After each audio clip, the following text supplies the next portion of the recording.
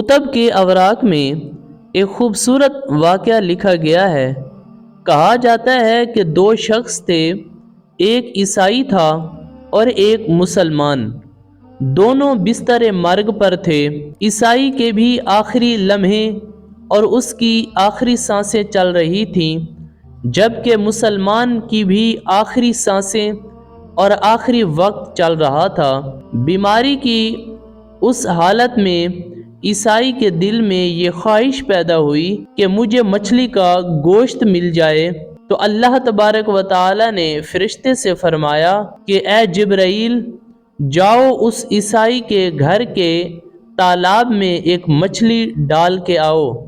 تاکہ اس کی خواہش پوری ہو جائے، چونکہ وہ بستر مرگ پر ہے اور اس کی سانسیں اس کے حلق میں اٹکی ہوئی ہیں،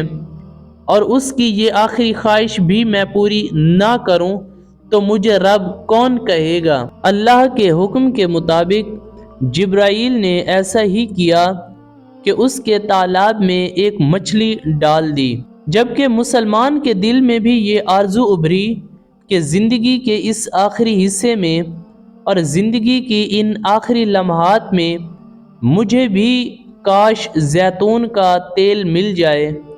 اللہ تبارک و تعالی نے دوبارہ حضرت جبرائیل علیہ السلام کو حکم دیا کہ اے جبرائیل، جلدی کر،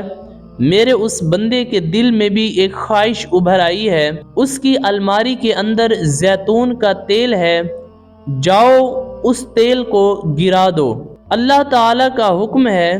کہ اس عیسائی کی خواہش پوری کر دو اور اس مسلمان کا زیتون کا تیل گرا دو۔ تو حضرت جبرائیل علیہ السلام عرض کرتے ہیں کہ اے اللہ، مجھے اس ماجرے کی اور اس معاملے کی سمجھ نہیں آئی۔ ایک طرف آپ نے اس عیسائی کی خواہش کو فی الفور پورا کر دیا اور دوسری طرف اس مسلمان کی خواہش کو پورا نہ کرنے کا حکم دیا اور یہ کہا کہ الٹا اس کے تیل کو گرا دو۔ تو اللہ تبارک و تعالی کی بارگاہ میں جبرائیل عرض کرنے لگا، اے اللہ، آپ کا حکم امت کی آسانی کے لیے ہے، اس کی مصلحت بھی بتا دیجئے تاکہ امت کو سبق مل جائے، آخر اس کے اندر آپ کی کیا حکمت ہے اور آپ کی کیا دانائی ہے۔ تو اللہ رب العزت نے فرمایا کہ وہ جو عیسائی ہے، دنیا کے لحاظ سے اس کی ایک نیکی باقی ہے،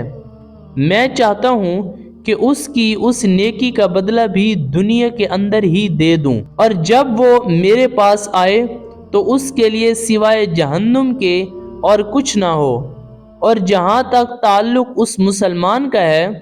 تو اس کی ایک کوتاہی اس کے دامن پر رہ گئی ہے،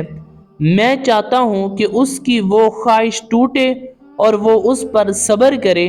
اور جب وہ میرے پاس آئے تو اس کے لیے سوائے جنت کے اور کچھ نہ ہو۔ محترم سامعین کرام، اس سے پتہ چلا کہ اللہ تبارک و تعالی یہودیوں کی خواہشات کو